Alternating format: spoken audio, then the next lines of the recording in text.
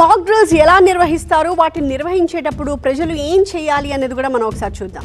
Okay, mock drill 1 air raid siren మోగుతుంది. అంటే పట్టణాలు నగరాల్లో వార్ సైరన్లు పెద్ద ఎత్తున మోగుతాయన్నమాట. సైరన్లను పరీక్షించడం, యాక్టివేట్ చేయడం, అలాగే ప్రజల్ని అప్రమత్తం చేయడానికి ఈ సైరన్స్ని ఏర్పాటు చేస్తున్నారు. సైరన్లు మోగిన వెంటనే సురక్షిత ప్రాంతాల్లోకి ప్రజలు వెళ్ళిపోయేలాగా ఆ టైంలో సూచనలు చేస్తారు. అప్పుడు ప్రజలంతా కూడా ఆ సూచనల్ని పాటించి వాళ్ళు చెప్పినట్టు ఫాలో అవ్వాలి. మాక్ డ్రిల్ 2 ప్రజలకి శిక్షణ ఇవ్వడం.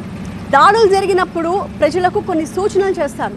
స్కూళ్ళు, ఆఫీసులు, కమ్యూనిటీ సెంటర్స్లో వర్క్షాప్స్ ఇప్పటికే నిర్వహించారు. దగ్గరున్న షెల్టర్స్ అన్నింటినీ కూడా వెంటనే గుర్తించగలగాలి. ఎక్కడికి వెళ్తే అది సేఫ్గా ఉంటుంది అనేది మనం వెంటనే ఐడెంటిఫై చేయగలగాలి. అక్కడ అధికారులు మనకి సిబ్బంది ఇస్తున్న సూచనలు వెంటనే మనం గమనించి దానికి తగ్గట్టుగా ఫాలో అవ్వాలి.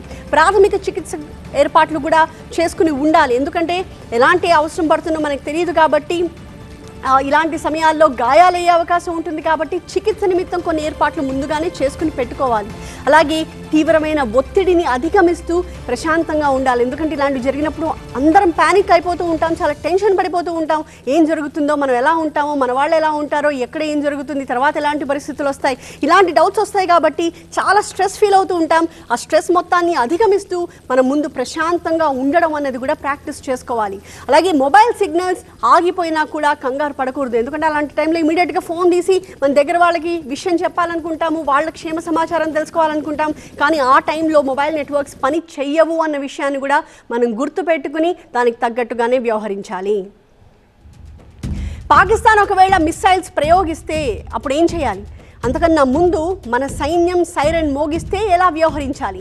దీనిపై జమ్మూ కాశ్మీర్ స్కూల్లో మాక్ డ్రిల్ నిర్వహిస్తున్నారు. విద్యార్థులకు అక్కడ ఆల్రెడీ ట్రైనింగ్ ఇస్తున్నారు. ప్రాణాలు ఎలా కాపాడుకోవాలో శిక్షణ ఇస్తున్నారు. ఇలాంటి మాక్ డ్రిల్సే ఇప్పుడు రేపు దేశవ్యాప్తంగా జరగబోతున్నాయి.